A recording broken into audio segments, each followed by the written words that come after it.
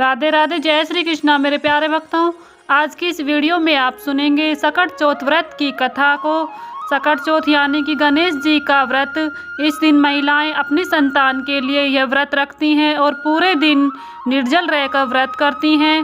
तो भक्तों, कथा को शुरू करने से पहले अगर आप हमारे चैनल पर नए हैं तो प्लीज़ हमारे चैनल को ज़रूर सब्सक्राइब कर लें और बेल आइकन को भी प्रेस करें, जिससे आप सभी को व्रत त्योहारों से जुड़ी हुई संपूर्ण जानकारी देखने को मिलेंगी। भक्तों, वैसे तो सकट चौथ के लिए बहुत सारी ऐसी कथाएं प्रचलित हैं, लेकिन इनमें से दो महत्वपूर्ण कथाएं मैं आप सभी को आज इस वीडियो में सुनाऊंगी। तो आप सब वीडियो को पूरा देखिएगा और कथाओं को बड़े ही प्रेम पूर्वक, श्रद्धा पूर्वक सुने। तो चलिए शुरू करते हैं सकट चौथ माता की यह व्रत कथा को। तो प्रेम से सभी बोलिए श्री गणेश भगवान की जय, सकट माता की जय। संतान के उज्जवल भविष्य और संतान प्राप्ति के लिए सकट चौथ का व्रत रखा जाता है। तो सकट चौथ की पहली कथा कुछ इस प्रकार से है भक्तों। सकट चौथ की पहली कथा में माता पार्वती ने अपने मैल से एक बालक का निर्माण किया, जिसे विनायक का नाम दिया गया। उस बालक को द्वार पर खड़ा कर माता पार्वती स्नान के लिए चली गईं। जब भगवान शिव वहां आए तो बालक विनायक ने उन्हें अंदर जाने से रोक दिया। तब क्रोध में आकर शिव जी ने उस बालक का शीश धड़ से अलग कर दिया। इसका पता जब पार्वती माता को चला तो वह क्रोधित हो गई और रौद्र रूप धारण कर लिया। तब भगवान शिव ने हाथी का शीश विनायक के धड़ पर लगाया और उन्हें दोबारा जीवित किया। गजमस्तक होने के कारण माता पार्वती के यह पुत्र गजानन यानी कि श्री गणेश कहलाए। जिस दिन यह घटना हुई उस दिन माघ मास के कृष्ण पक्ष की चतुर्थी तिथि थी, इसलिए संतान की उन्नति के लिए सकट चौथ यानी कि सकट चतुर्थी के दिन श्री गणेश की पूजा के साथ साथ माता पार्वती की भी पूजा की जाती है। इस दिन माताएं अपने बच्चों के लिए यह व्रत रखती हैं। तो यहीं पर हमारी पहली कथा संपूर्ण होती है। तो बोलिए श्री गणेश भगवान की जय। दूसरी कथा में एक नगर में एक बुजुर्ग माता हुआ करती थी, जिनका एक बेटा और बहू थे। बूढ़ी अम्मा को आंखों से कुछ दिखाई नहीं देता था, लेकिन वह गणेश भगवान की परम भक्ति एक बार उनकी भक्ति से प्रसन्न होकर उन बूढ़ी अम्मा को गणेश भगवान ने दर्शन दिए और उन्हें वर मांगने को कहा। हालांकि बूढ़ी अम्मा को गणेश जी दिखाई नहीं दिए, लेकिन वह उनकी उपस्थिति को महसूस कर पा रही थी।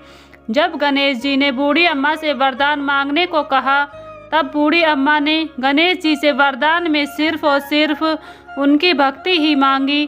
तब यह देखकर गणेश जी प्रसन्न हुए और बूढ़ी अम्मा चाहती तो अपने घर परिवार के लिए बहुत कुछ मांग सकती थी और अपनी आँखों की रोशनी मांग सकती थी, लेकिन उन्होंने गणेश भगवान से उनकी भक्ति को ही चुना।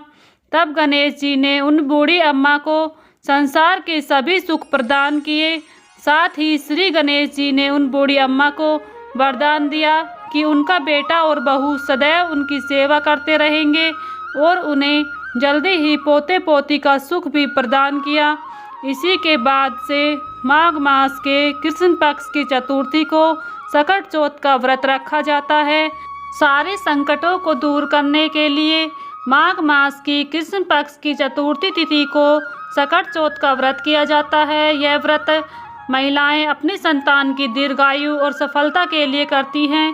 पौराणिक कथा के अनुसार सतयुग में महाराजा हरिश्चंद्र के राज्य में एक ऋषि शर्मा नामक तपस्वी ब्राह्मण रहता था। पुत्र के जन्म के बाद ब्राह्मण की मृत्यु हो गई। पुत्र का लालन पालन उसकी पत्नी ने किया और विधवा ब्राह्मणी भिक्षा मांगकर अपने घर को चलती थी। उस नगर में ही एक कुम्हार रहा करता था। वह मिट्टी के बर्तन बनाता था, लेकिन उसके बर्तन हमेशा कच्चे रह जाते थे, जिसकी वजह से कुम्हार परेशान रहता था। एक दिन उसने एक तांत्रिक से पूछा कि उसके बर्तन पकते क्यों नहीं हैं, इसका कोई समाधान बताएं। उस तांत्रिक ने उसे किसी बच्चे की बलि देने को कहा। सकट चतुर्थी के दिन विधवा ब्राह्मणी ने अपने पुत्र के लिए सकट चौथ का व्रत रखा था। इसी बीच उसका पुत्र गणेश जी की मूर्ति को गले में डालकर खेलने लगा और कुम्हार ने उसे पकड़ लिया और उसे मिट्टी पकाने वाले आवा में डाल दिया। इधर उसकी माता अपने पुत्र को ढूंढने लगी। पुत्र के ना मिलने पर विधवा ब्राह्मणी गणेश जी से प्रार्थना करने लगी। रात बीत जाने के बाद सुबह जब कुम्हार पके हुए बर्तनों को देखने लगा तो आवा के पास गया। उसने देखा कि उसमें जंग भर पानी जमा हुआ था और उसके अंदर एक बालक बैठा हुआ था। इस घटना से कुम्हार डर गया और उसने राज दरबार में जाकर सारी आपबीती सुनाई। तब राजा ने अपने मंत्रियों को भेजा ताकि वह पता लगा सके कि यह पुत्र किसका है और कहाँ से आया है। जब विधवा ब्राह्मणी को पता चला तो वह अपने पुत्र को लेने तुरंत पहुँच गई। राजा ने वृद्धा से पूछा कि ऐसा चमत्कार कैसे हुआ है, तो वृद्धा ने बताया कि उसने सकट चौथ का व्रत रखा था और गणेश जी की पूजा अर्चना की थी।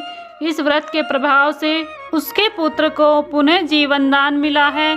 तब से महिलाएं संतान और परिवार के सौभाग्य के लिए सकट चौथ का व्रत करने लगीं।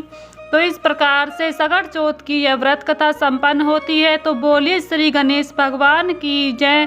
तो भक्तों, अगर आप सभी को ये कथाएं पसंद आई है तो प्लीज़ वीडियो को लाइक करें और चैनल पर पहली बार आए हैं तो प्लीज़ हमारे चैनल को ज़रूर सब्सक्राइब कर लें और बेल आइकन को भी प्रेस कर लें, जिससे आप सभी को व्रत त्योहारों से जुड़ी हुई संपूर्ण जानकारी देखने को मिलेंगी। भक्तों, मिलती हूँ नेक्स्ट वीडियो में। तब तक के लिए सभी को राधे राधे, जय श्री कृष्णा।